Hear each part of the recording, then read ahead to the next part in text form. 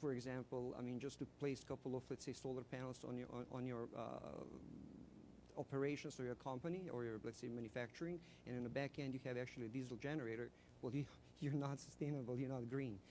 And a lot of companies actually, unfortunately, does that just so that they can gain some type of benefits through the government, I would say, incentives and the benefits, which actually it's also really big misleading of the consumers and the publicity. Excellent. Let's talk about, let's keep innovation, but with a different focus. Let's speak about circular economy and how does business models can come from a linear perspective to a circular perspective, my friend. Yeah, that's a great question, Ronnie. And I think I can also tie it into what you just said, Sergej. I think we need to start thinking in terms of systems, right, and processes as opposed to, independent single things or actions that we do or that companies do, either with good intentions or, with the intention of greenwashing directly. So I'll share with you sort of an innovative idea, right? So you think about a company, a construction company, for example, right? They happen to have inputs that have various negative consequences for the environment. A lot of mining is there to make the concrete, et cetera. And then there are also outputs that have some negative effects for the environment as well. And this isn't a knock on any construction companies. Obviously, we all need their services, right, and products. But just thinking big picture here. So imagine for a moment, and just bear with me as I engage in a quick thought experiment, I guess. And I'll be quick. But imagine a world where we shift from these sorts of materials, which have a variety of negative consequences for the environment, to the types of materials that don't, because they're perhaps more aligned with nature. So, for example, you'll find in forests and natural ecosystems, there is a fungal network called mycelium, which is naturally there.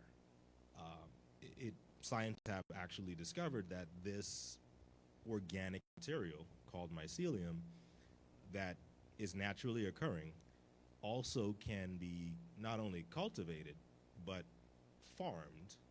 And if farmed, it can be made into an input to produce building materials.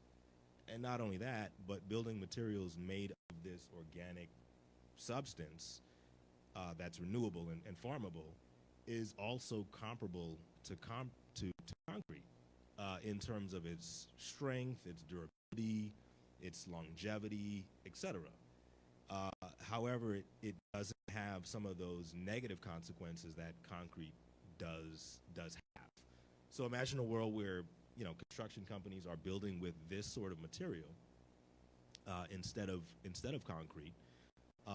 So you have a situation now where the input is sustainable, right, and the output is also sustainable, and then you also have a variety of other benefits that sort of stem from that, such as buildings made of this material can also serve as, ironically, natural habitats for birds and other things that will sort of gravitate towards that, and you can design around that so that the structures are actually not just doing no harm, but actually adding value back to the ecosystem, right? And that, that's a great thing. And then just a last quick note, in this, theoretical example, which is very possible, it also just happens that construction companies, in their process, they produce waste that comes from this process. For example, there's a lot of wood waste, right? And it just so happens that wood waste is an input that can be used to grow this mycelium that also can be used to construct buildings. So you could end up with a situation where if you're a construction company, you could repurpose your own waste and channel it to your own profitability. I mean, that sounds like a good plan to me. Or even if you may not have the systems and processes to do that directly, why not sell that waste to some other economic participant that can do exactly that? And so now your waste isn't something that you're paying somebody to come and collect, but you're selling it and you're making money from your own waste. And so it's things like that, we have to think, systematically and systemically about it, and not just, about slapping labels on things, and also a little bit selfish in a good way. How can we make money? Yeah. No, I totally agree. I'm a big fan of biophilic design and biophilic design principles, so I love what you said. And something very related to